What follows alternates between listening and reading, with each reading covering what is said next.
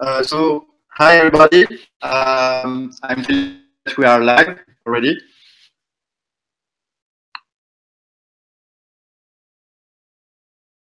ICMM, are you there?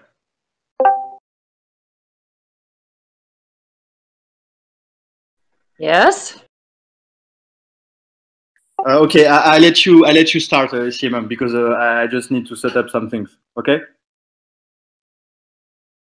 You're letting me start? Yep. To have other voice talking would be nice. Okay. We've actually gotten a lot accomplished over the last couple of weeks with the teams. I'm going to say most of it has been the organization of it, getting spreadsheets and everything done.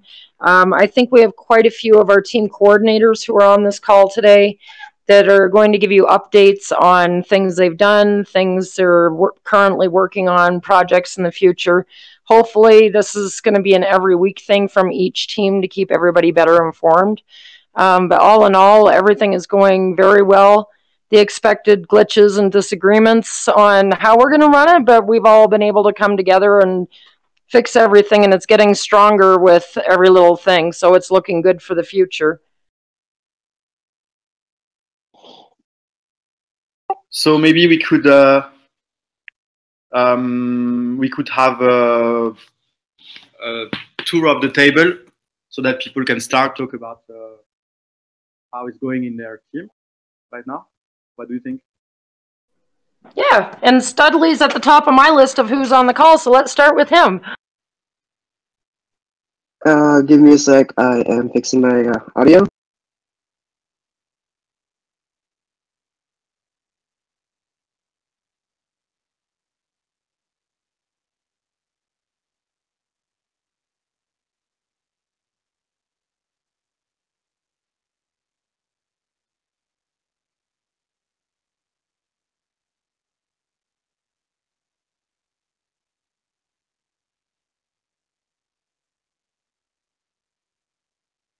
Okay, well, he's fixing that. How about Zukampf?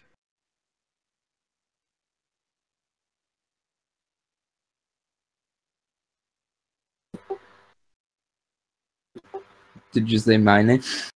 Yes, indeed. Actually, we need to stop. We decided with the CMM that we will stop talking all the time because people think that we are only three, and that's not the case. So, yes, today will be, and like the next engineering call, it will be the job of the coordinators to talk, to have other voices in this call. So we can start by you, Zukun. Okay, yeah, I don't have so much to say because it's just the usual weekly work we have done in the branding regarding. So I integrated new members. I also prepared a document. Let me share it quickly. I can also share it publicly because it doesn't contain sensitive data. Just 1 second.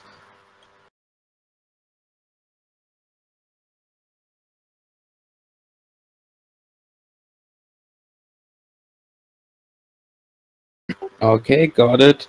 So, yeah, basically what we have done, we finished the style guide, we finished the official logo, we finished, let me share it live.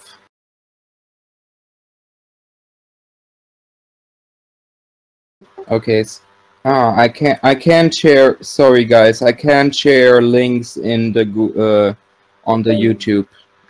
Can an admin share the link? Yes, I'm actually putting some people to be admin on there. Just give me the link. I will share it. All right.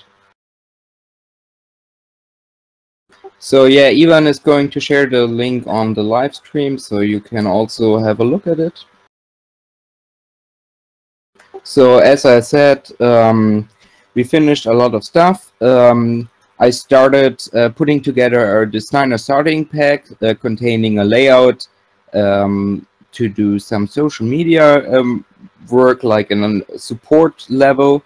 There are gonna be some differentiators, so we don't have a mix-up of the official announcements and community supported stuff.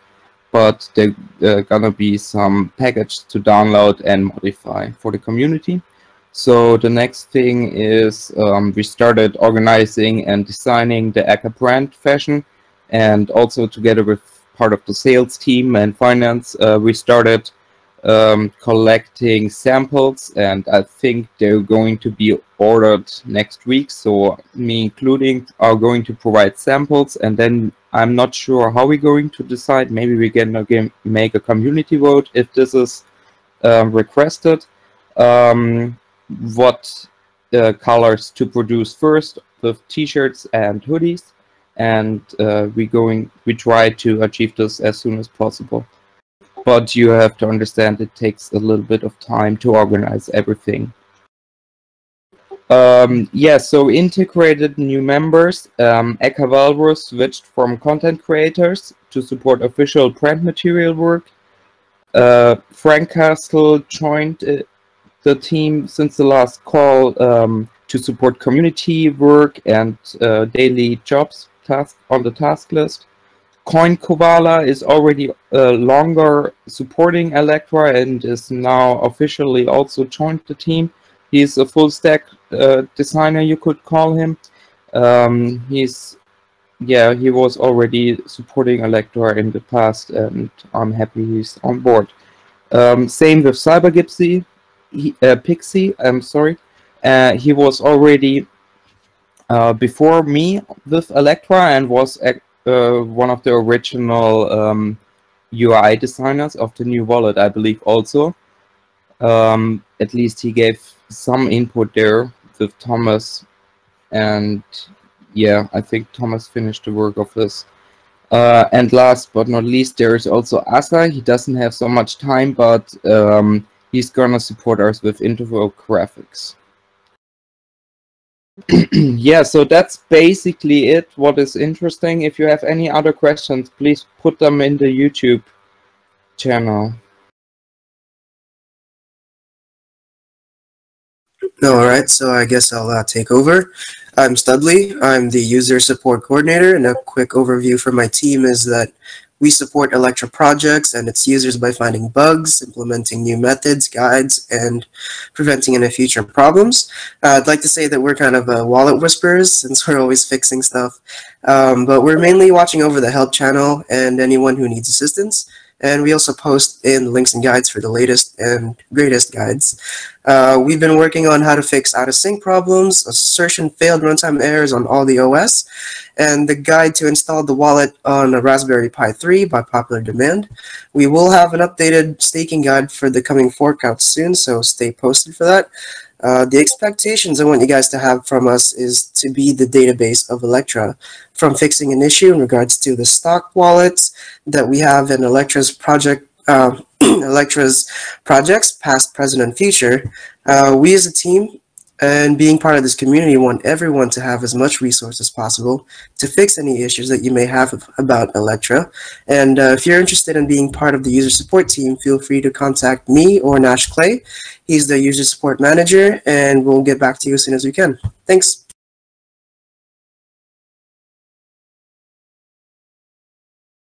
Okay, thank you very much, Sadly. Who wants to be next? I guess Ruru, maybe, if you can talk. Yes, you all know my voice, know me very well. So let me get started. So this is quite an exciting week for us. We're going to be launching our desktop wallet, the beta version. And as we all know, developers like to have everything perfect. So we're working around the clock to make our product absolutely perfect. And, you know, I'm a very proud person of the team that we have working on the desktop wallet. Ivan, doing an absolutely great job.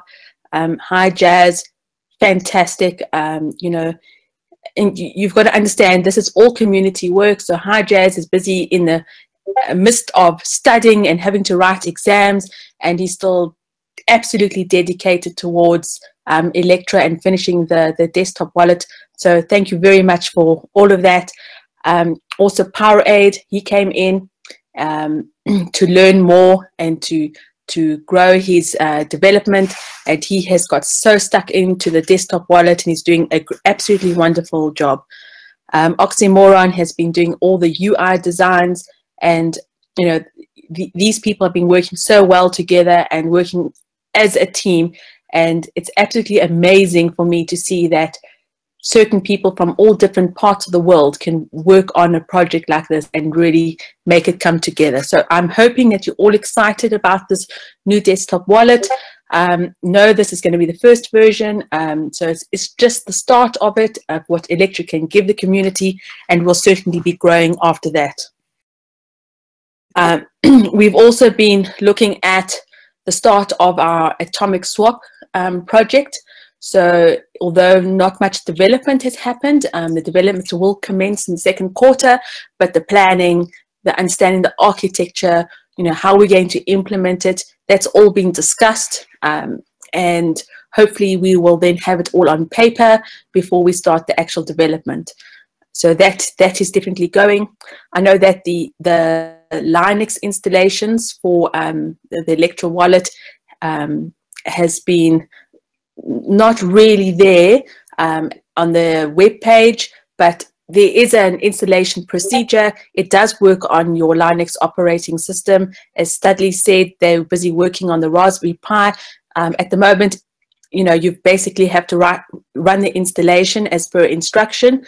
It's not a packaged Debian or an RPM at this moment, but we will certainly look at be doing that. So the other thing that we've been working on,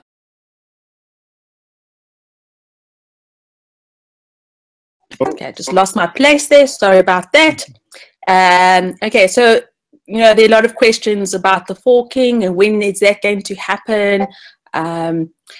We are looking at it. You know, there's a lot of research that has to go before we can actually implement the solution. So we have to do, we've got to check at this point in time the network latency, whether it can handle the information that we put in our white paper.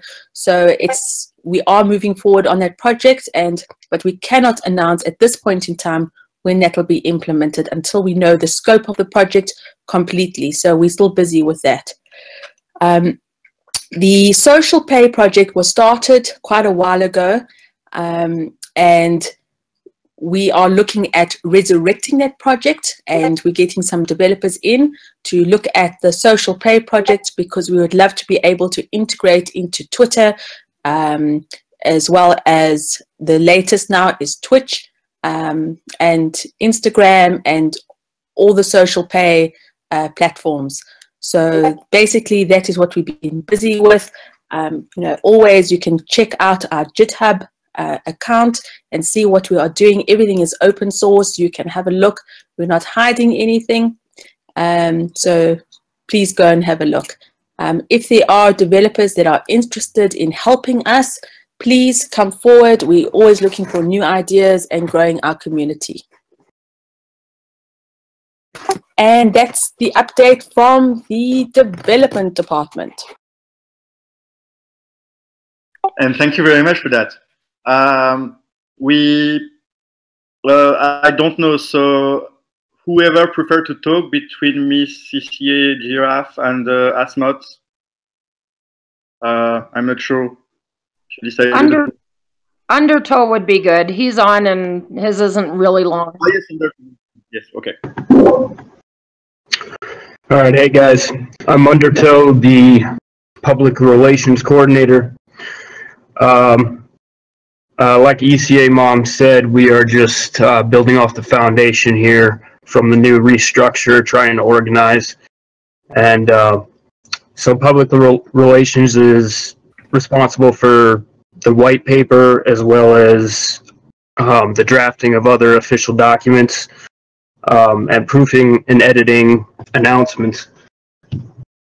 So basically we're just entrusted with the professional image of the Electra project, as well as distributing accurate information. Currently we're building PR guidelines for the members to follow, We're working on organization as far as a PR document tracker and a Trello account.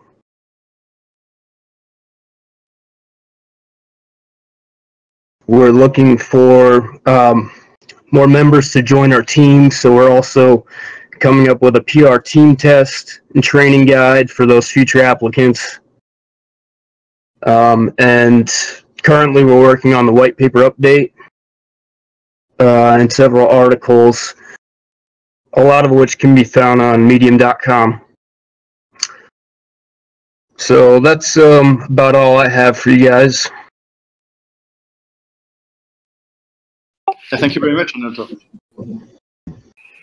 Thank you. So, but again, I'll let you handle things. Who you want next to be talking? I can actually talk because there's a couple of them that can't be here. Dino, who is the coordinator for sales team, he is here, but he's unable to talk. Okay, sorry. And I'm just pulling his up. I'll read what he had prepared for this. It's what do we do? This team creates sales strategies and infrastructure for future B2B business-to-business sellers. Our primary focus is to propose Electropay to various market sectors from retail, businesses, and merchants. Their goals are their team consists of members that have strong professional experience in sales and business development. Their primary goals are to identify the strengths and weaknesses of traditional payment systems such as internet banking, debit credit card, direct debits, credits, and e-commerce payment systems. They create sales strategies to reach these markets by proposing the benefits of Electropay, to implement sales metrics in the future to generate more accurate information and business leads. They'll work closely with strategy pool, design, and digital marketing team. I'm looking down here. They're working on different projects which have to do with identifying strengths and weaknesses in competitors. They'll be able to generate reports from those from that research and be able to get valuable data from that. Electropay proposal, Zukunft is in the midst of creating the design and template. It's to create a formal presentation to potential business sellers. They also have a couple things on the list that I can't read out because then the competitors would know about it and they might get a jump on us. So there's going to be some things we can't tell. Business inquiries, they are working on a few contacts and inquiries on implementing Electropay into their business platforms. Some of the team members are in talks with their merchants and companies. And it's another help wanted ad. Team members, they need them. They need someone with vast experience in business development, preferably from sales management and business. So if anybody listening on this call and would like to volunteer some time to this, they would love to have your help. And that's it from Dino.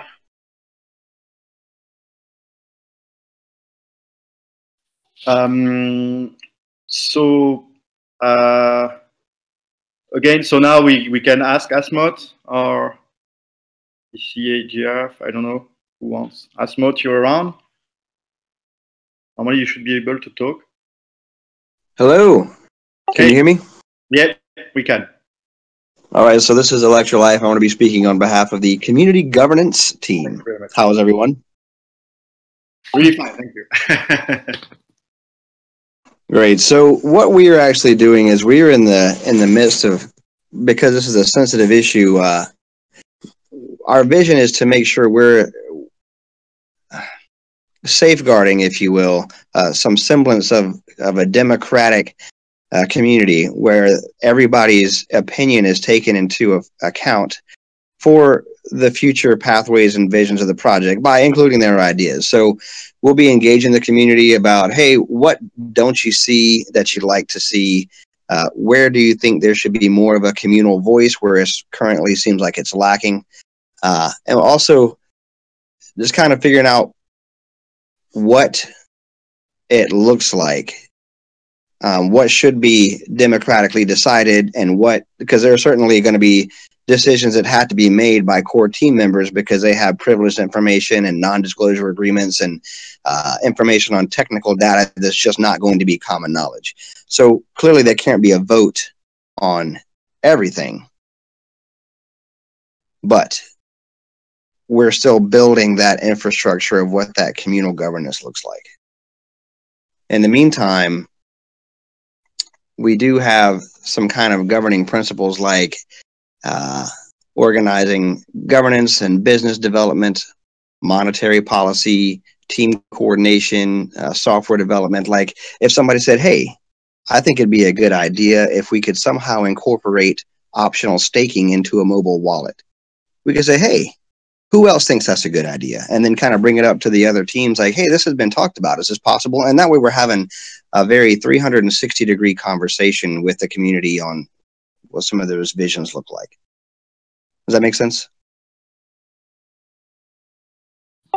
Yeah, don't forget, Electra, if you're talking to not us, but the community actually, so the people on YouTube. But yes, indeed. So I guess they may have some questions about. I didn't see any question yet. I let the other moderators check that at the same time too.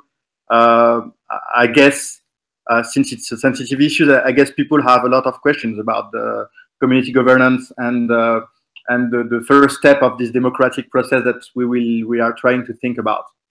So if you have question about that, this is your moment.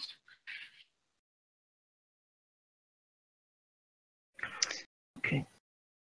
Well, right. Well, since the group, especially within the community, this whole project has been touted as a community project. We want to make sure that we're preserving that.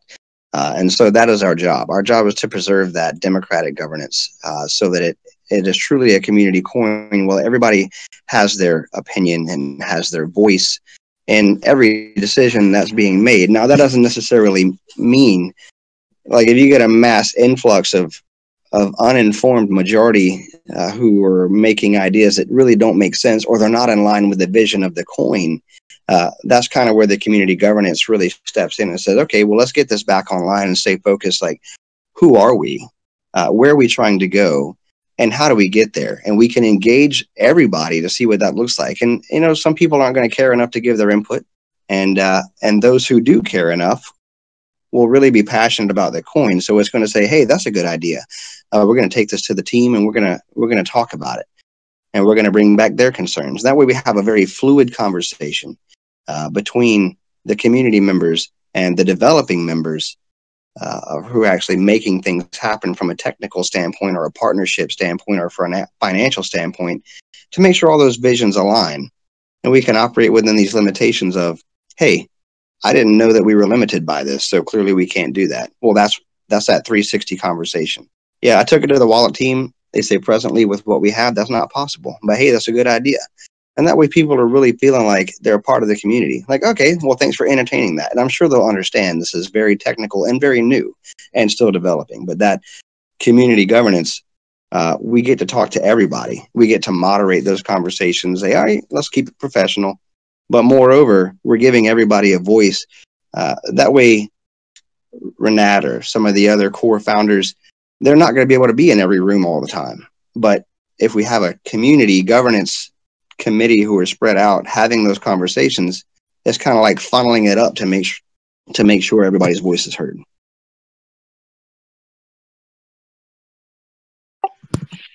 Well, thank you very much for this full explanation, actually. Indeed, this is a complex debate. Everybody knows that democracy is not something simple.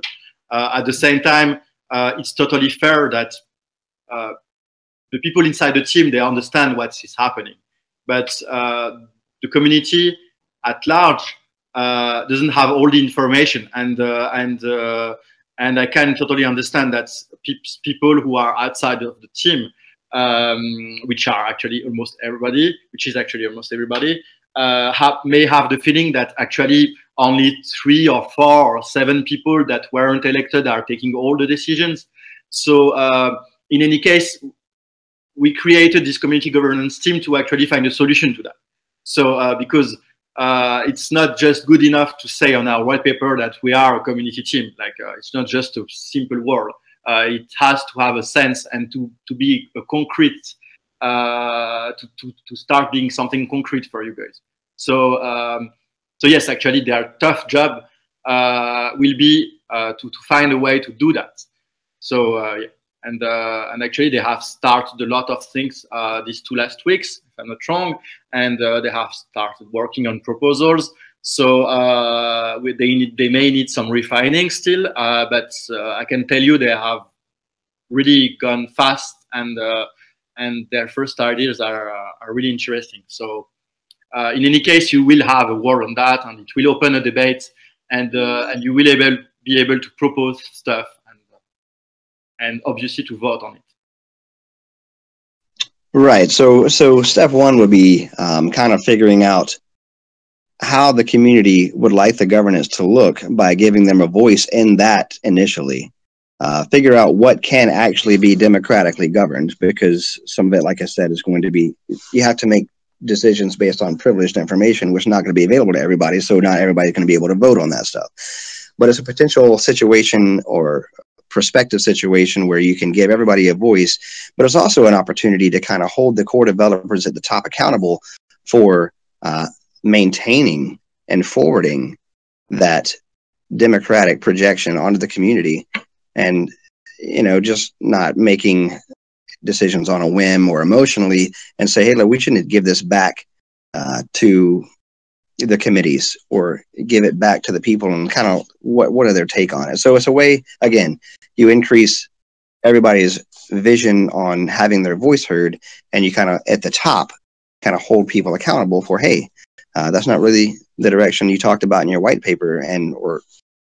So it's just that it really, what it does more than anything else is it provides an open dialogue from the community to the core members, to make sure people don't get tunnel vision or overly focused on one thing and then forget about the other stuff that we're doing. So all of that is going to be our job and our responsibility. So figuring out what that looks like is going to be step one. And that's where we're going to engage the community on what that looks like as well.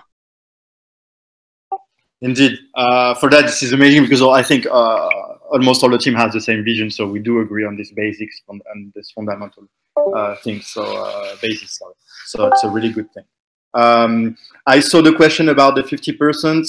I just answered to this one really quickly, because we answered it in the last call, but it's okay. You can repeat the same question. There is no issue with that.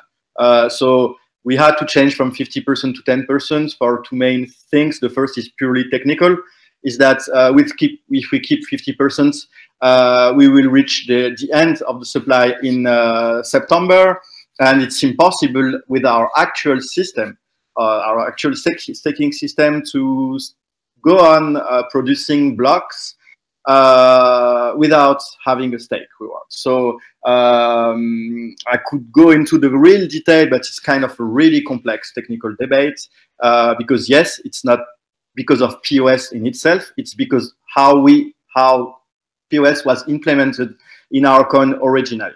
So we may change that at some point, but for now, this is the first reason. It was purely technical. And so the second reason is that if we keep 50% up, it's like any currency in the world. If you have, for example, you live in the United States and you get 50% on your saving each year, and everybody in the United States gets 50% on their savings, what will happen is all the price will rocket.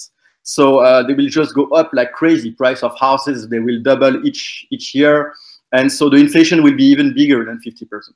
So why is because your coin will be what we call devaluated. So if you have 50% interest, at some point we'll have a big devaluation. So this is also for a more healthy growth. So the thing is that we had 50%, which was crazy high compared to any other coin. So it was to thank all the early adopters. And you are still thanked because you will still have 10%, and the people who will get after you, they will get less than that. So this is how generally coins work. So we need to avoid any hyperinflation with our coin if you don't want to lose all your money. So that's the point of the 50 to 10% change. And I think, oh, no, he's not there anymore. I thought that ECA Kid was there. I don't know if ECA Kid has something to say, ECA Mom, or not. Did you tell you something? Yes, let me just pull it up. It'll be 1 second. Oh, there was a couple of questions that were asked for Asmoth. One was, are we going to have board members, or is that the community team? The second question is how voting would work and where it would work. So either Asmoth or Electrolife. I guess it's a little soon to say. I can take this one, that's fine. The easiest way to answer that is we are still in the process of figuring that out. Those are two of our key things that we're currently looking in the direction. We're gathering a lot of input because, once again, being set towards promoting community, we want to make sure that we get a lot of input from everybody and that we remain completely unbiased in both of those areas. So I don't know that we have anything to share on those this week, but hopefully we'll have some further material on that for next. Awesome. Okay, so I'll go ahead and read from digital marketing. He's another one that's on the call, but he's at work, so he can't talk.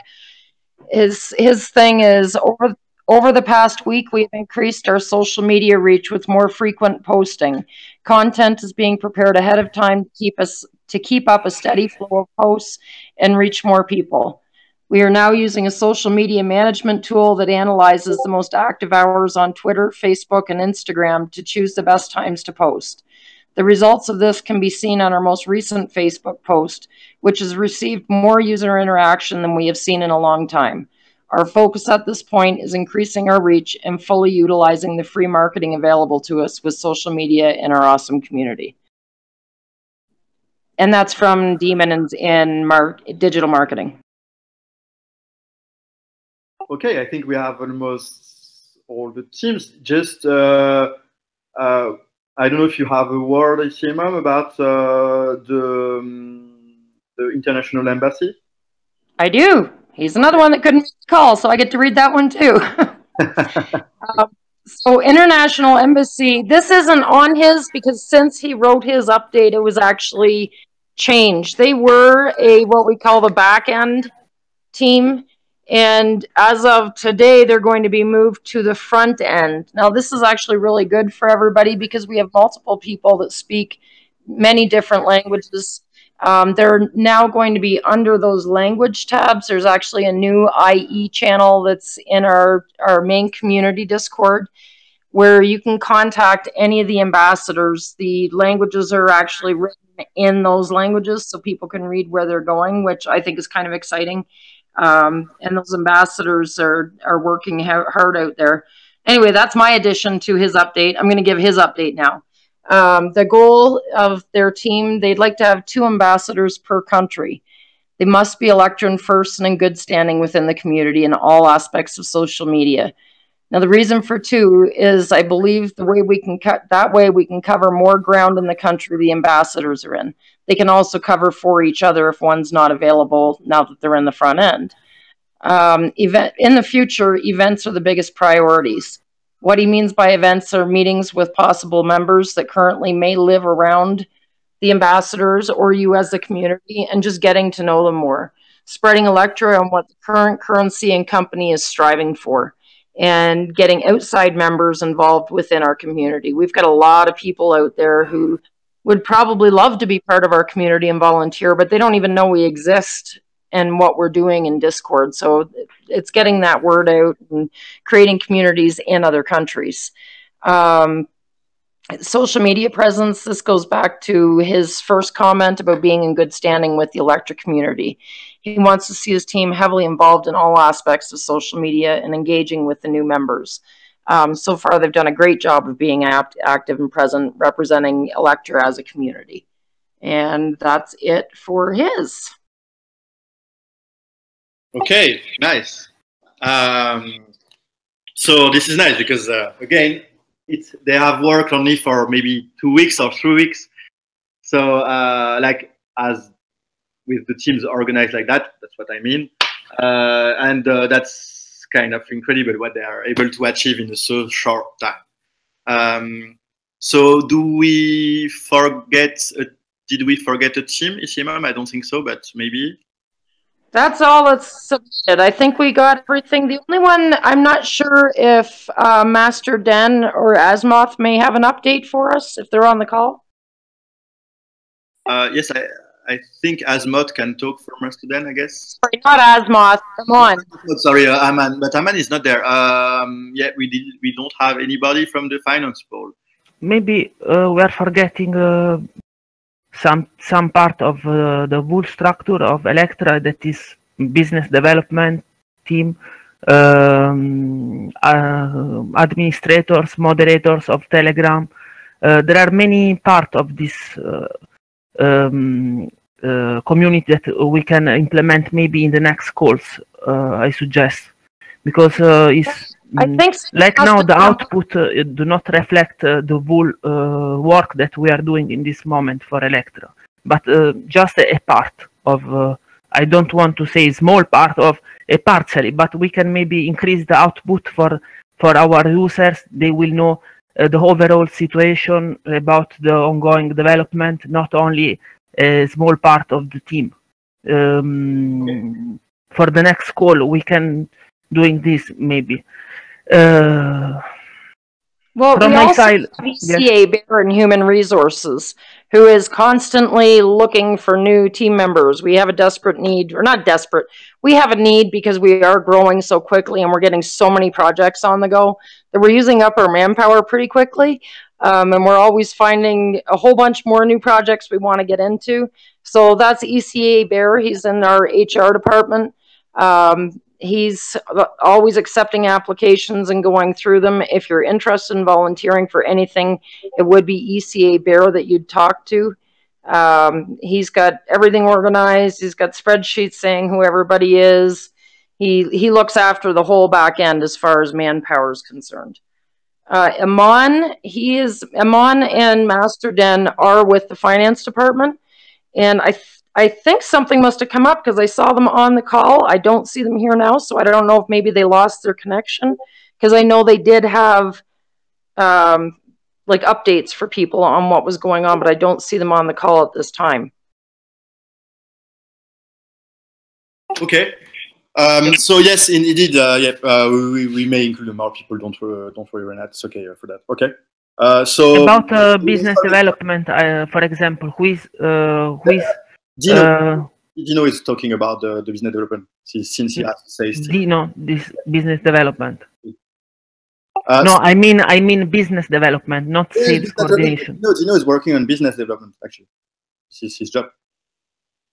Demon, you are talking about, sorry. Dino is sales coordination, no? Yes, indeed. Exactly. I'm talking about business development, agreement, partnership, all of this stuff. We need to disclose something to the people, or we prefer to... oh, no, what it's just a decision, collective decision. Maybe people are asking for many updates about the ongoing development, partnership, something like this. I don't want to... Yes, I don't want to talk for if the rest of the team do not agree. I can also keep this information reserved, and we can maybe disclose this in the next week, as you prefer, guys. Okay, Renat, you decide. Like, it's up to you to know if you can disclose or not to everybody the partnership. I don't know. Like, it's your part, so it's your part. The partnership is a part of your part. So if you want to talk about it, go on. No, I want to have a feedback from the team. No, if it's needed or not. No, also talking about these things.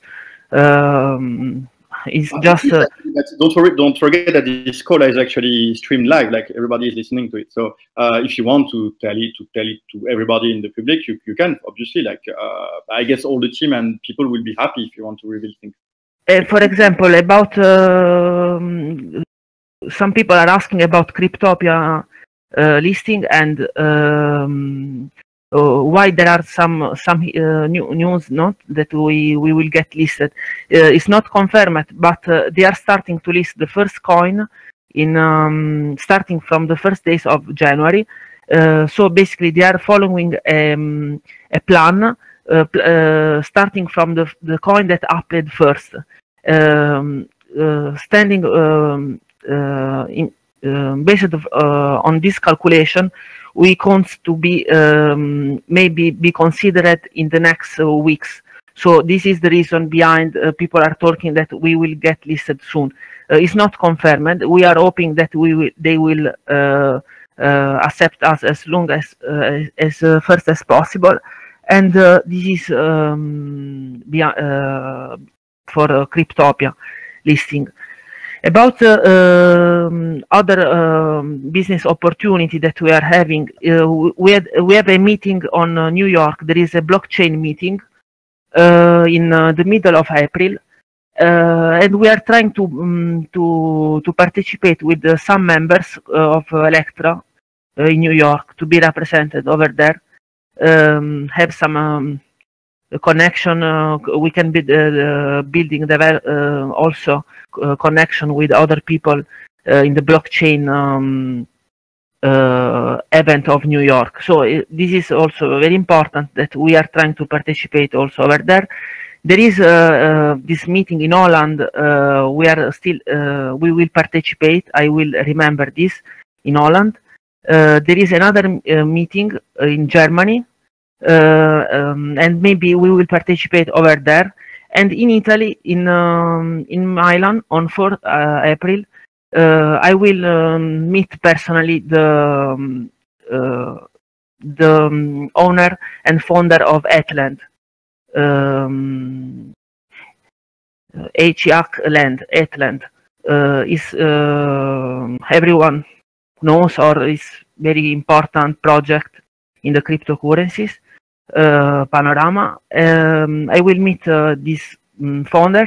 I know him previously, but remotely, never meet him personally. I will talk with him, talking about possible collaborations and development of business. So this is the event this is in Italy. This event in the 4th April in Milan. There are also other people over there from the blockchain world, blockchain lab of Milan, and other cryptocurrencies representative. In Germany, there is a meeting, but I have to. We will disclose the details in the next days about Germany. So there are various meetings, and we are trying to participate as much as possible to develop personal and connection with other currencies, and developing also possible business together with Electra. So this is I think is very important also. There are another from my country. We count around 500,000 users in the cryptocurrencies in Italy. So we are planning to expand the Italian community in Italy with development of own website and representative in Italy. There is also, we have a talk the past week with the Russian community, and they are honestly interested on Electra. They will make some games, online games with Electra or the other things. This is from Russian community. Another important thing that is ongoing in my country, there is some partnership that we are developing also with Electra. so basically, the name of Electra is everyday mass famous here in Italy. Sometimes you can see on the market some pumps and some the price go out sometimes for 1 day, 2 days. This the reason is that people are investors comes and buy Electra, and the price go up. In this is another explanation I want to give to the people that sometimes ask why these pumps, why the price go up then go down again. The price go up because there are several investors that comes and buy Electra, no cares about the price. They bought and you can see the price go up. After this, there are people selling, and the price go down again. This is good, very good, because people that are not believing the project are going out, and people that are starting to believe, and new investors are jumping in. So there is a renew of our users, and we are collecting the most people most interested in this project. About the change from 50% to 10%. Yes, the reason is this: there is too much inflation. If you can see, for example, another community coin like Verge, why they have a very high price on market compared with us? Because around 400 SAT, we have around 10 SAT. Why there is so many difference? Because they don't have so much inflation. So when we will reduce the staking reward from 50 to the staking inflation from 50 to 10%, the people will get the same money, but in more time. The stake will be forever. We will never reach the maximum supply. Like Bitcoin will be the annual halving. So every year the stake will go from 10 to 5% to 2.5. So the inflation will be very, very few, and the price and the value will increase very much. This is in the meantime we introduce, because we forget before to tell this, we introduce changing of the block size that can allow more transaction per second, and checking the code, solving various issues, and increasing the network security. And most important, we introduce the atomic swap. So all this change will come all together, and for sure the single ACA will have more value with this change. This to explain partially the ongoing new features. Okay, that's all for this week. I will give more update the next week about the development of business and other things. Okay, thanks. Okay, I actually have a written update from Amon here. Wait, is there any questions first? There are many questions to answer to, but go on, so we can answer to them afterwards. Okay, because this kind of goes in with what he was talking about. Amon, unfortunately for him, it's 2 a.m. in the morning, so I kind of woke him up with pinging him, but he did send me a reply. He said they're trying to get listed on Indian exchanges and enter the Asian market. He's in contact with 3 of the different exchanges in those areas, and the response is positive at the moment. They asked for some additional details, which have been submitted, and we're now waiting for them to reply. The benefits of the Indian exchange is completely regulated. It has a physical address, and all of them have fiat pairs, so there's no dependency on Bitcoin or any other coin with those exchanges. Since I've read that, I will also add, I know a lot of people are getting really tired with voting, and they don't understand why we're voting on small exchanges. Those small exchanges, even Binance at one time was a small exchange, and now it's prohibitively expensive to try to get onto the big exchanges. Some of these small exchanges are going to snowball, and they'll explode, and we'll be on it. That's obviously a benefit to Electra. The other benefit is that when we're in there voting, everybody sees us as number one. They see the community. The tens of thousands of people that are going in and also voting on different coins are seeing Electra and ECA at the top of that list on every single vote. That matters because all those people at some point are going to look up ECA to see why we're always number one and what they're missing in the community, because they're going to see that name over and over and over again. So those are the real values to getting your votes out there on everything we can. It's getting the name out, it's getting name recognition, and it's getting people curious to look up and see, you know, why are they always number one at everything? And that's what we aspire to be, is number one. That's a really good argument, actually. So I will just come back to some questions that were asked a little while ago, so that we don't forget anybody. So there were a question about when Electra really starts to grow. Are we going to have regional ambassadors to cover more localized territories in their countries? So my understanding of the international embassy team is that actually they need to start somewhere. So for now, at first we thought about 1 person per country. So now they're already going to 2 persons per country. But obviously, we will not stop there. And obviously, afterwards, we will have more regional ambassadors, and we will just be more and more localized. So it's just a start point, and obviously, we will need to grow up, and it will be good news when we will do, because it will mean that we cover most of the countries in the world.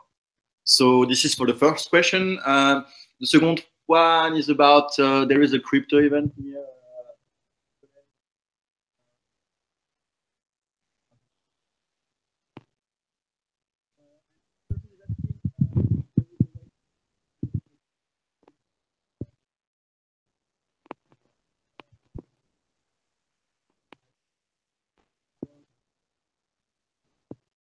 Ivan, you got problem with the microphone again.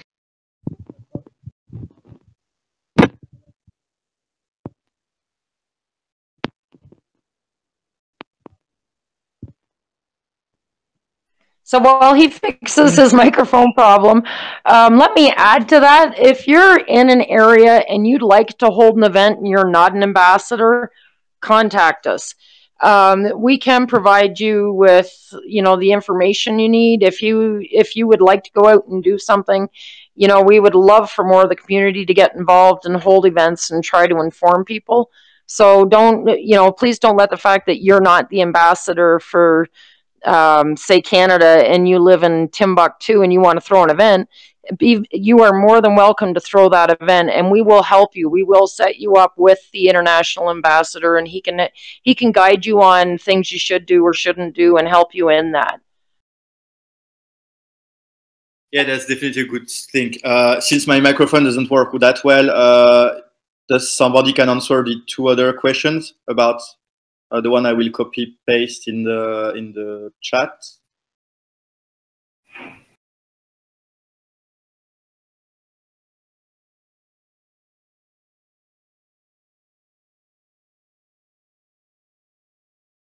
Maybe CMM, you can answer these questions, I think. I'm not showing any questions yet. There's a bit of a lag here, I think. Sorry, it's in the engineering stream called channel. I don't know if you are in this one. Just 2 channels above this actual. I see it. Okay. There's stuff being posted in 2 different channels in here. Okay, so the question, there's crypto events near LA, San Francisco, and New York City. Which, by the way, there's also one coming in Texas, and there's one coming in Las Vegas. Wonder if there's a way we can have ambassador presidents at those events. I think that's an awesome idea. If we have ambassadors in that area, it would be ideal. Again, everybody in the community is encouraged to attend these events. I know we've had some already that somebody DM'd me that they were going to the one in Texas. So I reached out. I found somebody else who's going to the one in Texas, and they are actually going to meet up there, and they're getting materials ready to help promote ECA. So actually doing the events, we should probably maybe think about doing a tab on upcoming crypto events. that people can communicate in there if they're intending to go. And again, reach out to our, it's Quick Draw. Actually, I think he changed his name. It's ECA Kid, who will be more than happy to help you if you want to meet up there and help provide you with materials and everything.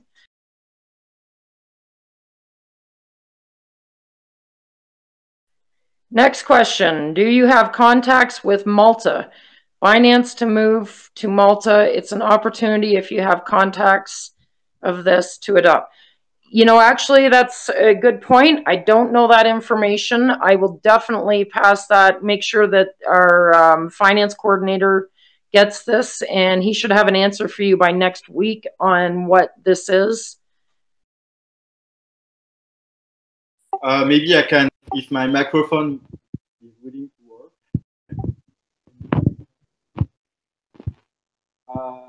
So is Electra ready to partner a 10 billion company, $10 billion company? I reckon that there are many tech administrators.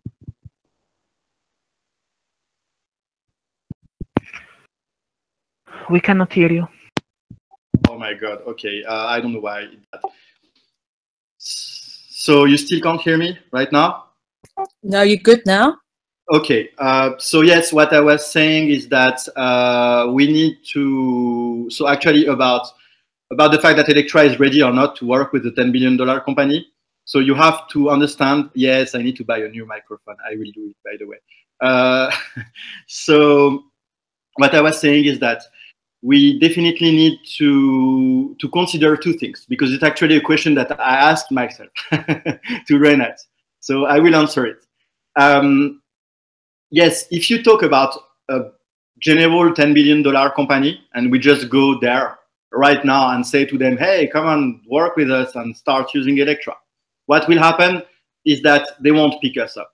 We are realistic. We are not stupid. We know how much work is still needed before being able to convince a $10 billion company, a normal one, to work with us. Nevertheless, this special partnership is not just a company that we went to see and say, hey, come on, use Electra. It's somebody that knows actually very, very well people who are working there and people who are actually leading this company.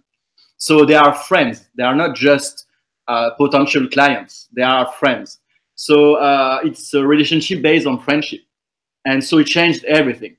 And so this company actually knows perfectly our weaknesses. They know what we still need to develop, and they are willing to go with us and to help us go on there. So the thing is that there will be an amazing example for us, if it works, to actually work together to test things at a big, big scale.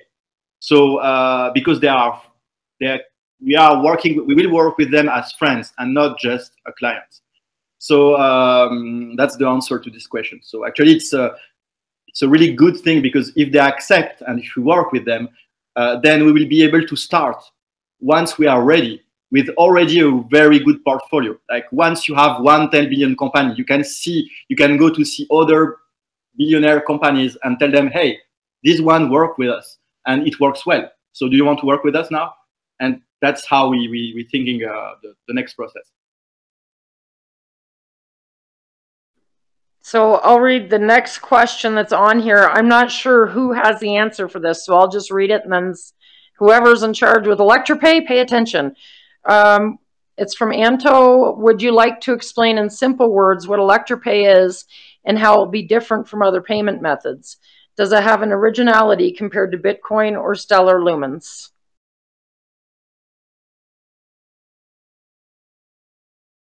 I don't know. You want me to answer it, or Ruru can answer it? I don't know.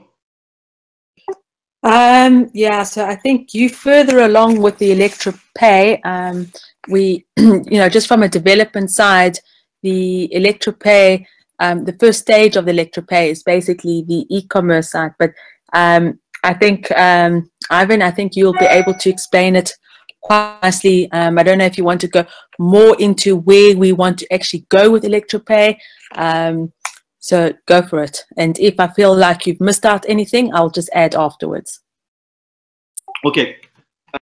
So about ElectraPay, indeed, like the first step, which is only actually online payments, with ECA. This first step is nothing original, like everybody does that. But we need to go through there. We need to start with that. The second step is already a little more interesting, because the second step, it will allow to pay with your normal card, like with your Visa or MasterCard or even Amex, to pay in ECA. So this is the second step. Actually, I know Stellar, they are really good. Bitcoin doesn't have that, from what I know. Stellar, I don't know. So I won't pronounce myself about Stellar. I know they are good, so maybe they already thought about that too. But where the change really, really happens is the third step. And the third step is everything. The third step is to allow payment in real, but the big difference that we will have with everybody out there is that we will integrate that with existing ticketing and billing software and accounting software. And this is something that nobody does right now. Nobody is able right now to have a device that you give to a merchant and you pay an ECA on it and automatically generate ticketing, and it goes with his existing cashier system, which generally costs a lot. So this thing, nobody does it, as far as I know. I don't know absolutely all the coins, but I've never seen that anywhere. So I think this will be a really, really big differentiator.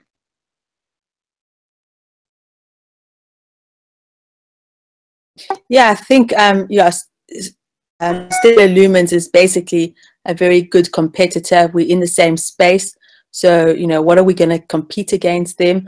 I think we're going to be looking at our transaction time. Our network latency at this point in time is very, very good, and of course, when our the number of transactions increases, we're always looking at you know, a very high TPS. So that is what we're going to be looking at from a back end, from a development point of view. How do we keep up with those transactions and the speed of the transactions? You know, how can we keep the confirmations of transactions to the minimal? And you know, I think on the technical side of it, you know, often there is this, you know, we try and increase the speed, and by doing that, we lose the security. So often what happens is you will create a centralized system on a decentralized blockchain, and that basically decreases the security of a system. So, you know, we are aware of all the pros and cons, and we are always looking at to try to keep things as decentralized as possible, and to make the transactions as fast as possible. So we are always doing our R&D. We're always looking for good backing of technical information that can be brought into Electro. We are always willing to listen, but you know, definitely they are our competitors, and we really want to provide a real good solution to merchants out there. So we're not looking at the 10 billion merchant companies. You know, we're also looking at the medium and small merchants, the ones that can't, you know, implement a POS system at this point in time and only accept cash. So we're not looking at first world countries, we're looking at third world countries where there really is a lack of acceptance of payment, you know, for merchants. So we're looking at from big to small. We actually want to provide a solution to the whole community. So that is our end goal. About the $10 billion company, yearly or worse, I will keep this question in mind. I think Ivan, we losing you? Yes. Okay. Yes. Sorry. So I was saying that for now we will keep the $10 billion question to just after, and just go on the how would this work if the major credit card companies penalize crypto transactions. So actually, what you're hearing in newspaper, like in news, about credit card companies trying to penalize crypto transactions, I can tell you one thing.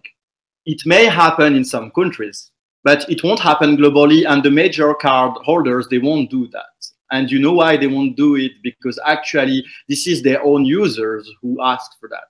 If I can show you right now an American Express article that actually is really balanced about cryptocurrencies and explain carefully to the clients what are their advantages to use that and not to use that. And they even advise to use it in some cases and some other cases not to use it. And this is American Express, and this is an official article from American Express on their website. And so actually, the thing is that some like minor credit card holder, like the American one, I don't remember their name, they say that they will forbid that. But in any case, it won't happen globally, because at the end, the cryptocurrencies will win, and everybody knows that. And almost all CEOs now, they have said that, yes, at some point, they will win. And even CEOs of big banks have told themselves that if they don't, they have publicly told that if they don't switch to that, they will die. So they actually know that. So it won't last. Even for the one who are trying to block stuff in some countries, it won't last. And Renat, can you answer the question about, like, somebody is asking if it's 10 billion revenue or 10 billion worth for the company? I don't know, Renat, if you're around. Sorry, 10 billion? I didn't understand. 10 billion? Somebody asked if it's if this 10 billion is the valuation of the company or if it's the revenue of the company, the income. Okay, we use is very good question. This is we told the 10 billion just to give we give a random number to protect NDA of this company. So we is much bigger than 10 billion. But this the point is that we don't want to give correct information, to do not let identify which company is this to protect our potential partner, potential business partner. So more information we give, more we don't are following the basic rules that protect the every NDA agreement. So basically, we cannot disclose this information. I hope that everyone will trust us. We are really in contact. The agreement is not disclosed, and nothing is disclosed, but this is good news anyway for Electra, that also big realties like this are slowly growing our project. So we cannot give more information about this. Yeah, indeed, it's a question of trust. Like when you work with a so big company, you can't just reveal a few information here and and there, just because if people start to know which company it is, it can create a mess. Like they trust you. You don't play with trust, especially with a $10 billion company. For it, you don't play with this kind of trust. So I think we had another question, which is from Anthony, again about ElectraPay. With the ElectraPay system, you are not afraid that states around the world will cringe you or do not tolerate the project? Actually, why will they do that? There is, again, some governments, they are fighting cryptocurrencies, but they are fighting everything. They are not fighting, if you take China, they are not just targeting coins who are creating a payment system. They target everything. In countries where it doesn't happen, which are still the majority, I don't think they will especially try to focus on us. We are not the only one to create an ElectraPay system, to create a payment system. Almost like at least 5 or 10% of the good coins, of the serious coins, are trying to create a payment system.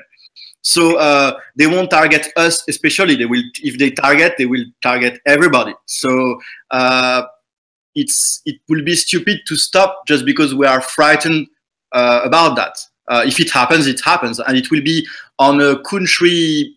It will be a country by country matter. It won't be like a worldwide decision. So still it's worth working on it.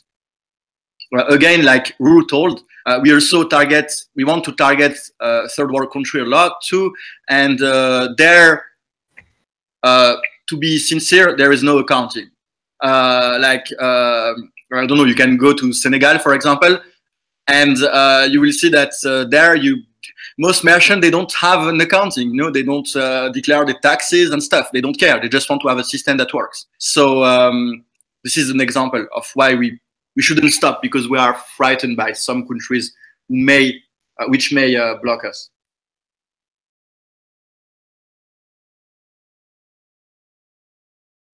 Okay, there's another question on here from Justin Jensen.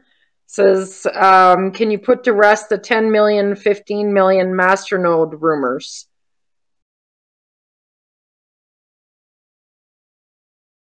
About the amount of coins needed for masternodes? Yes, Renat. No, it's absolutely random number. It's have no connection with our development. This is a completely false information. It's not decided yet. So maybe will be 10, maybe will be 1. We will decide. It's still not decided. Maybe less, maybe more. It's not a correct information. Not comes from our team. I can completely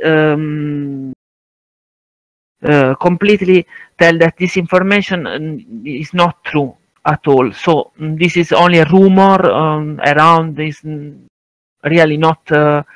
Is a fake information.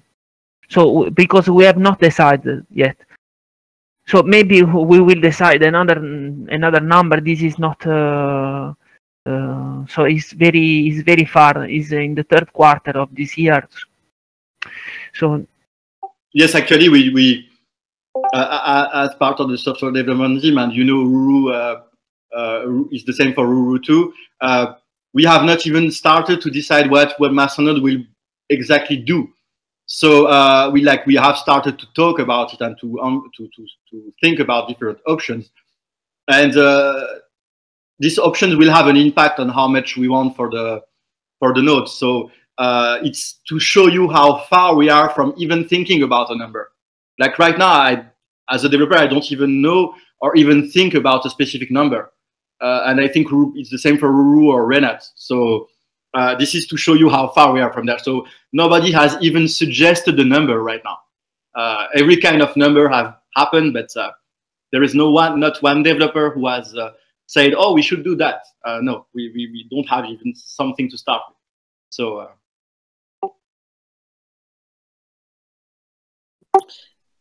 Yeah, so with the 10% staking, basically just understand that there will be a fork that will happen in our blockchain.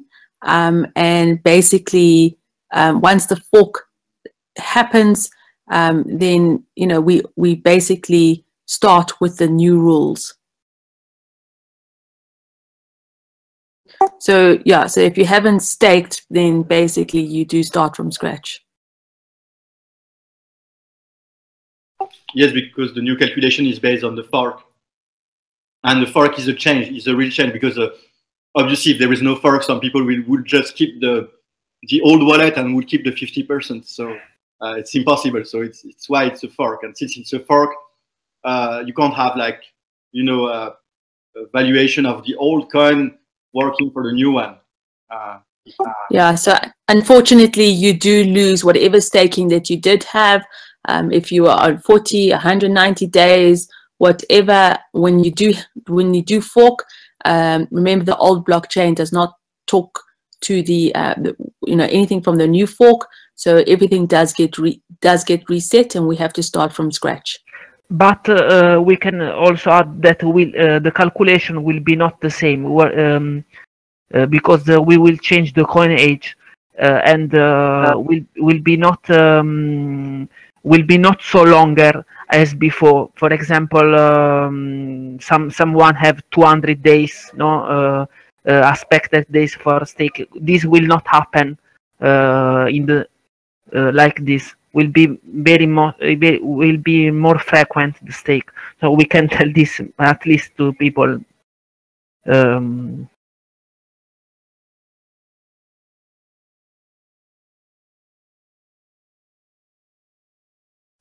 So another question that's for, I believe, Ruru. I know the answer, but I'll let her answer it because everybody loves her voice. Jeremy Baker wants to know when the beta testing for the new wallet starts. Okay. So basically, the release is on the 25th of March, which is like 2 days time or 1 day time. Just understand that we had such a great number of people coming forward for the beta testing. What we're going to do is we're going to do different rounds of beta testing. So if you're not selected, please, bear with us because we need to do it in a sort of orderly fashion. So you will know if you've been selected, but we are going to grow the team. So we're going to start off with a smaller team, and then we're going to grow the team into a bigger team until we are ready to deploy to the community. So yeah, so please be patient with us. We are releasing it. We are on time. It is all good. But there are going to be a few beta testers first, and then we will increase it. So just keep hopeful that you are selected. I'm sure that eventually, you will get a chance to test the application. There are questions around whether if you've got an existing wallet, whether you're going to, you'll be able to run the beta testing with the existing wallet. Well, those are the tests that we actually need to do. Because we want to be able to run, you not to remove your old wallet to be able to test it, but those things we need to test. So, and a lot of those questions we will be able to answer, during the phase of when we're doing the beta testing. But at this point in time, our focus is to complete the product in the next couple of days. So all the developers are working 24 hours, not 7 days, I would say 2 days, and we shall have it released.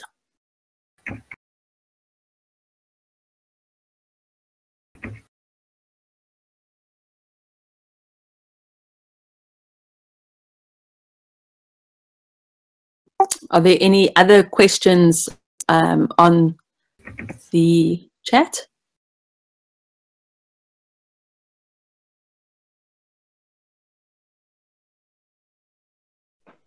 So since that, I just want to make a quick announcement. I don't know how many women we have out there that are listening to this.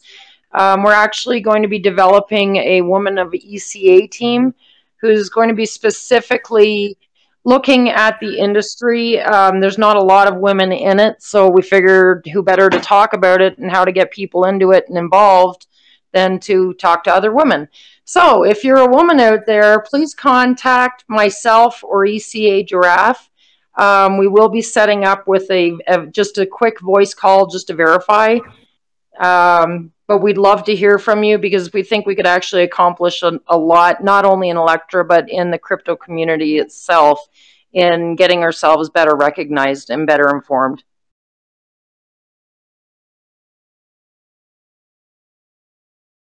Yeah, and I think Electra's doing quite well with the representative of women. There's myself, and there's there are quite a few ladies that have joined, and we really look forward to more people joining and understanding crypto and getting into the world of crypto.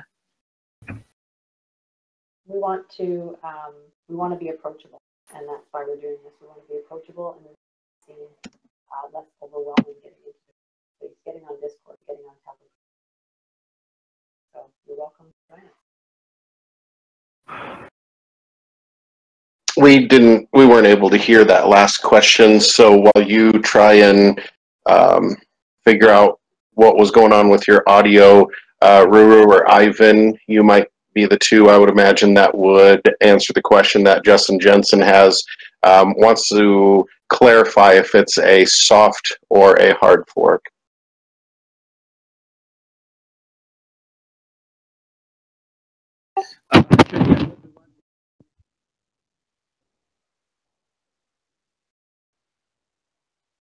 Yeah, so basically with the fork, you know, when you've got a fork, you can try and keep the old blockchain up and running so that people can still transact. You know, our whole idea is that we want people to go with the fork, so it is a choice. We're not forcing everyone to do the fork, but understand that the benefits of going with the new fork will outweigh the benefits of staying on the old blockchain. As you know, the atomic swap and all of that will be on the new blockchain. So basically, the old blockchain would fall away eventually, but it's not forced. But we would advise that you go with the new blockchain.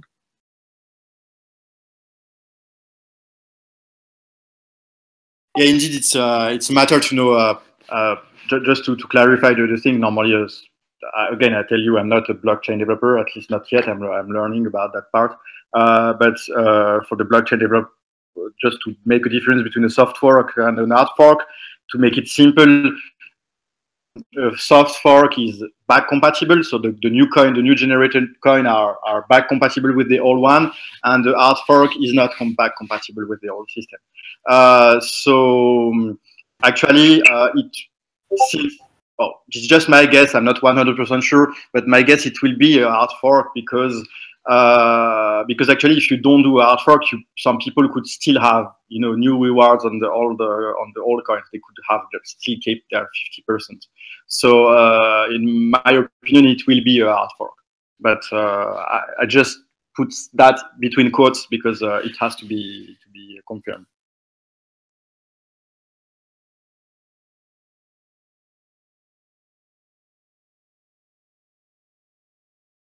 Do we have other questions?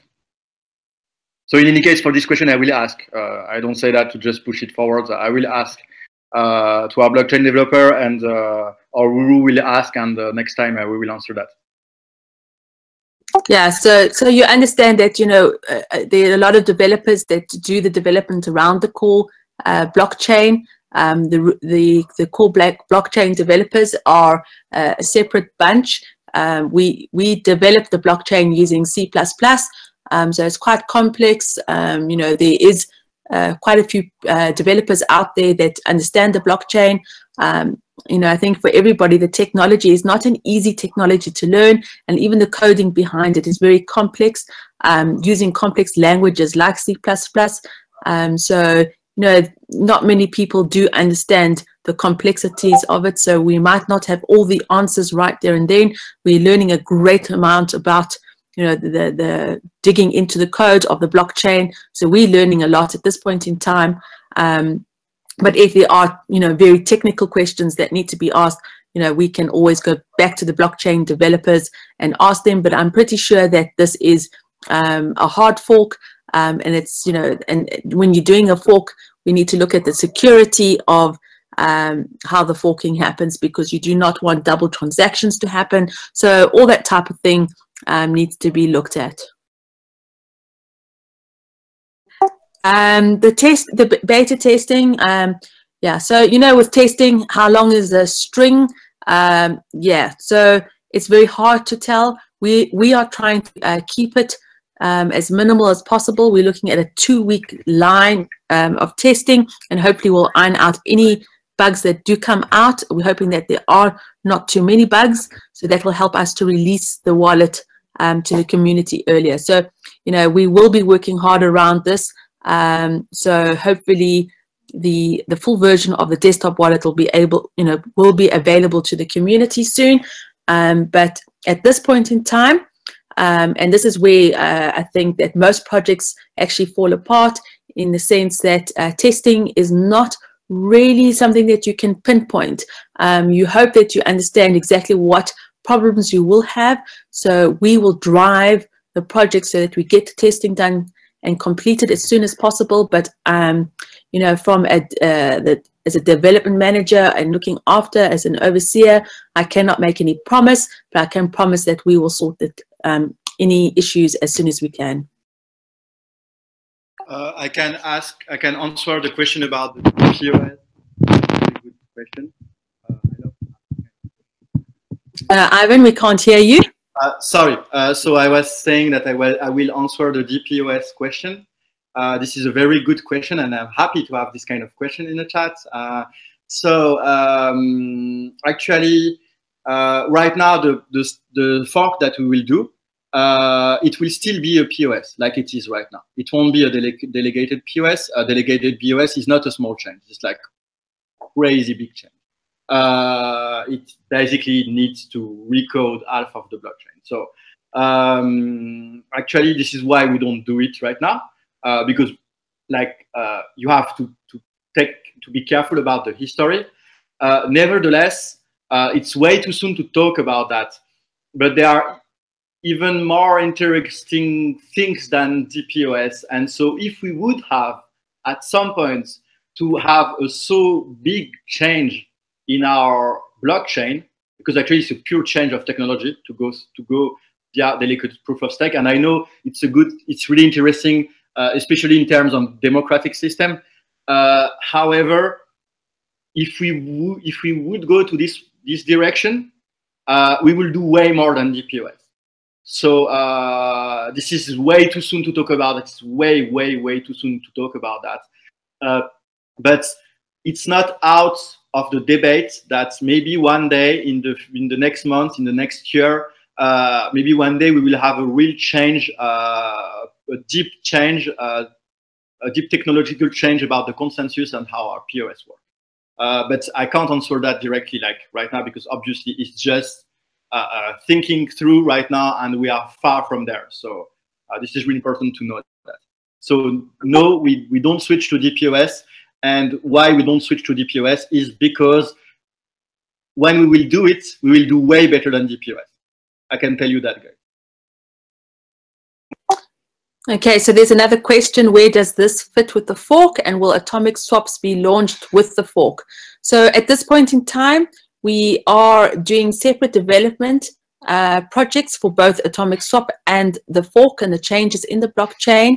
If the development coincides so that we will basically launch both at the same time, we will look at that certainly, because it just makes everybody's lives easier. If, let's say, for example, the atomic swap is not ready before the fork, we might look at releasing the fork before, if it is in line with implementing the atomic swap. We do not want to do two forks. If the atomic swap is a separate fork, no. So we will definitely look at reducing the amount of forks within Electra. So we'll look at the timing around there.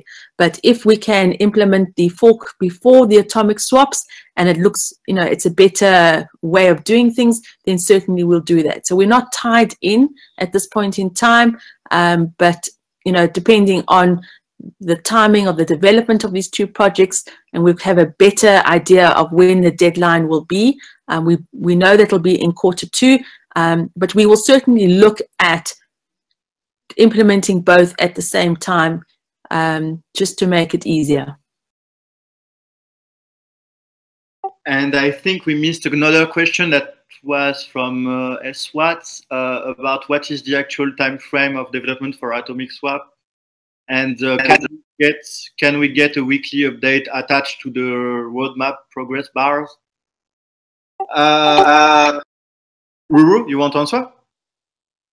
Yeah, so basically on the roadmap, we've separated everything into the different quarters. So definitely Q2 is atomic swaps. The change in the stake in the blockchain was a new element that we added because of the problem we had with the max supply. So yeah, so as per the roadmap, we will definitely implement it in Q2. I think that's one thing we try and pride ourselves in, that we are not late in our projects and we do deliver on time. So that's basically, where we are sitting at this point in time.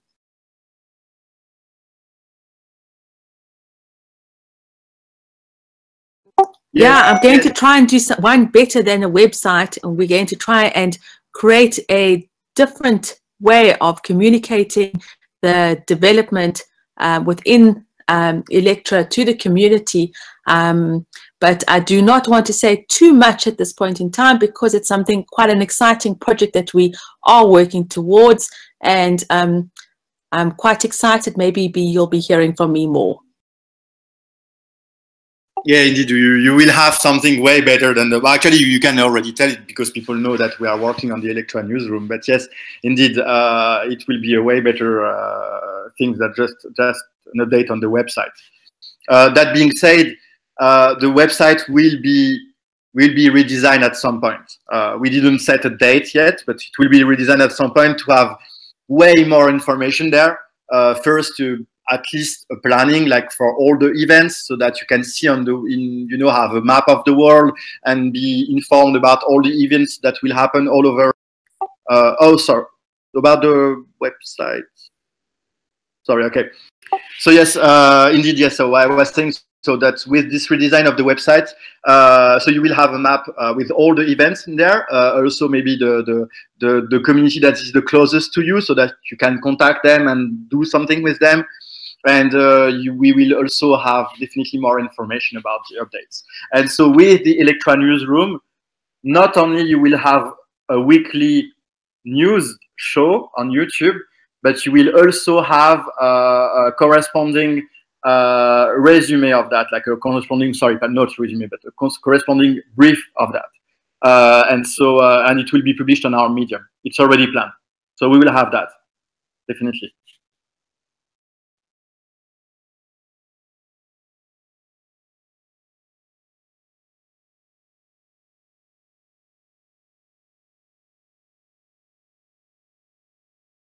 Ivan, do you want to just mention with regards to the new desktop wallet and just confirm that I am correct, that they can still run the existing wallet and it won't influence the existing wallet? So actually what happens exactly is that if you start your old wallets and download the new wallets and start it, the new wallet will just kill the old wallet. But don't worry, it won't destroy your coin, but it will kill the old wallet because they use, it's a little technical, but they use the same port, and so you can't have multiple programs using the same port. It's impossible to do that. So they will, the new wallet will kill the old one. You can, but if you want to open the old one still, you can close the new one and open the old one, but you can't have both. And if you try to open the old one after the new one, the old one won't be happy. So, I think that Studley and all his team all the support team will explain you that thoroughly when we will start the beta testing. And yes, that will stay for now, at least for this version. Maybe later it will change, but for now it will stay like it is. And we will introduce the mnemonic system in the new wallet. So you will see that we have another way of doing things, which is a way better system of security, because you just have a 12 words phrase that you need to write down somewhere. And if anything's happened, I don't know, if for some reason you lose everything, if you have written that passphrase down somewhere, you can recover your password anywhere. So this will be way better than what you have right now.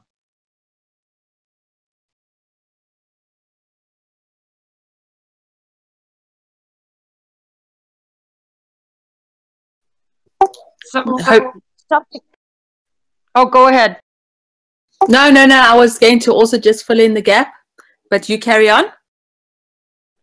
I was just going to let everybody know, I believe Amon or somebody posted a Discord invite on the YouTube. I know there's probably people out there that are listening that aren't on our Discord.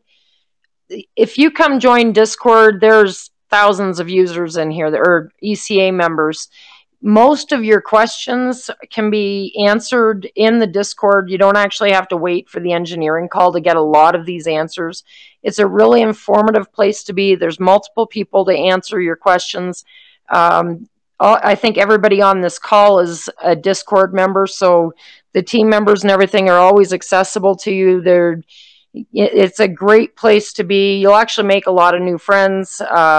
I know there's going to be Facebook or Twitter users or whatever. I really encourage you to join our Discord, because you will be much better informed and you'll have a lot more input on things that are happening within the coin, and, you know, voting and community governance, all that stuff. Most of it's based out of Discord. So I would recommend that everybody find that link that was posted and join, because you really, it's much more informative than being on any of the other social media. The second thing I'd like to say is that if anybody out there has any social media reach or ways of advertising, please do it. If you need information, if you want actual ECA stuff that we've approved, we can help you with that. And we would love for you to spread the word and get the word out there on your own websites or YouTubes or Instagrams, wherever you want to put it. We encourage everybody to get it out there as much as possible. And again, we can help you with the content on that. And that's it. I think there is this question. So yes, this one is really important about the pre-mine. So right now we are still at the same status than last week. So as you already know, as we told during the last engineering call, the condition to get half of the pre-mine is actually to have a foundation and a budget, and both are still a work in progress that is done by Renat. So actually still working on the foundation and the best way to start it, and also on the budget.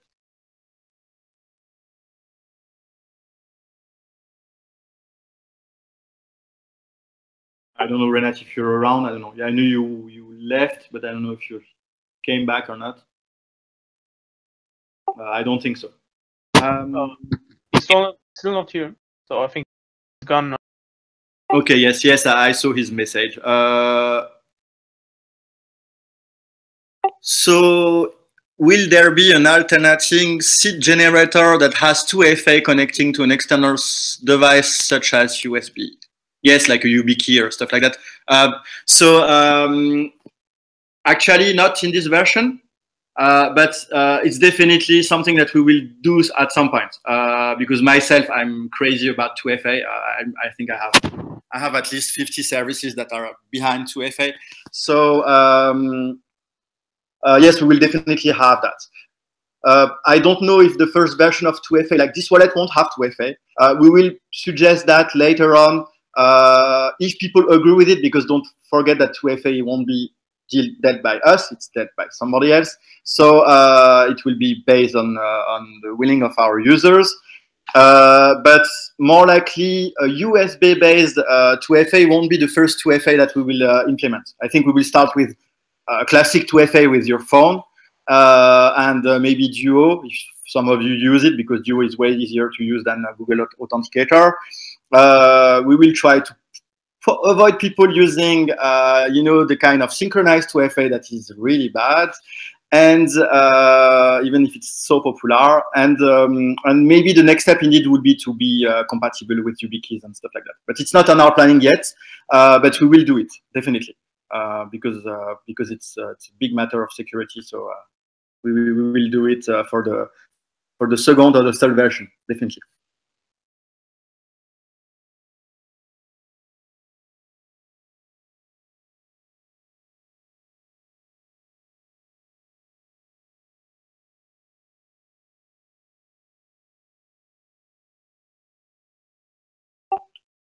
We don't have any other question, if I'm not wrong. I see there was a question about our talks with Electro01 regards the pre-mine. I just answered it, actually. I just answered, telling that it was still an ongoing process, with... Okay, sorry.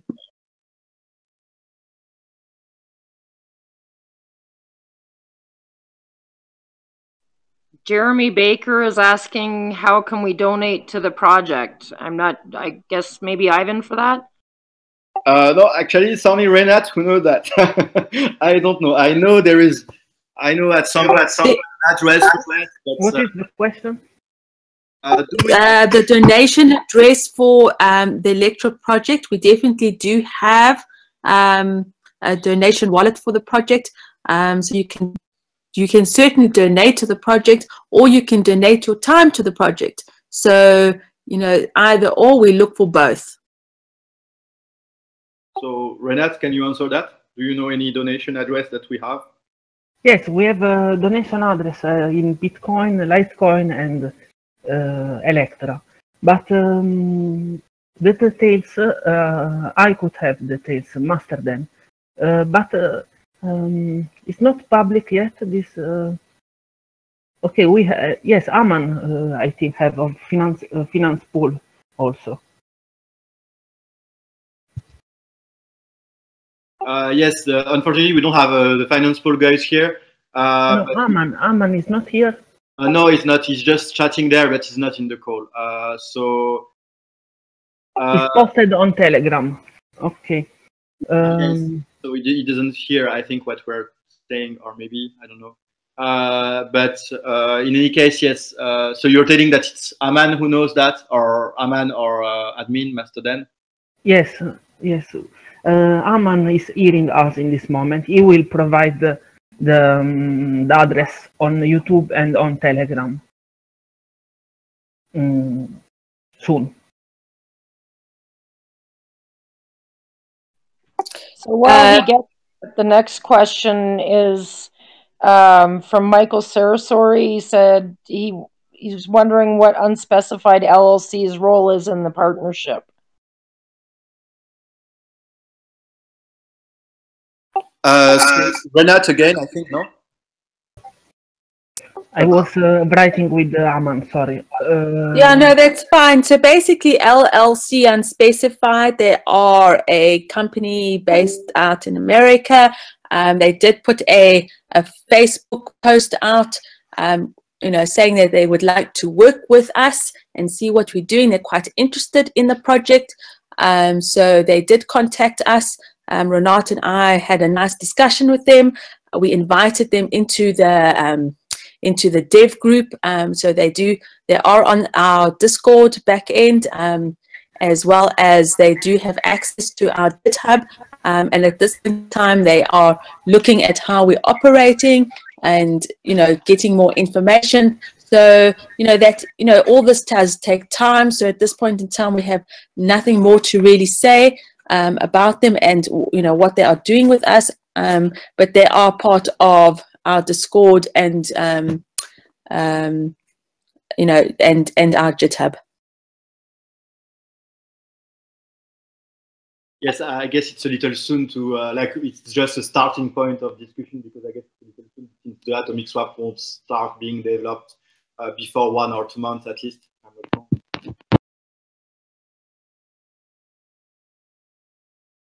Guru, I don't know if you heard me. No, you broke up. So yes, I was saying, yes, I think it's just a starting point discussion right now. Like it won't, in any case, the development of the Atomic Swap won't start before 1 or 2 months. No, absolutely correct. So basically, the experience that they bring in, they have got years of experience in development years ago. They have managed products and development of products, and they specialize in testing and the full development life cycle. So, you know, they're quite interested to see, you know, are there any gaps? Can they fill, help out, assist in any way, as well as the technology behind it. They have worked with other crypto coins, so they do have an understanding of the technology behind, so they can advise and steer us in the right direction. So basically, those are the discussions we've had with them so far, but this is still the early phases. So, you know, they are on our Discord, and we are talking to them.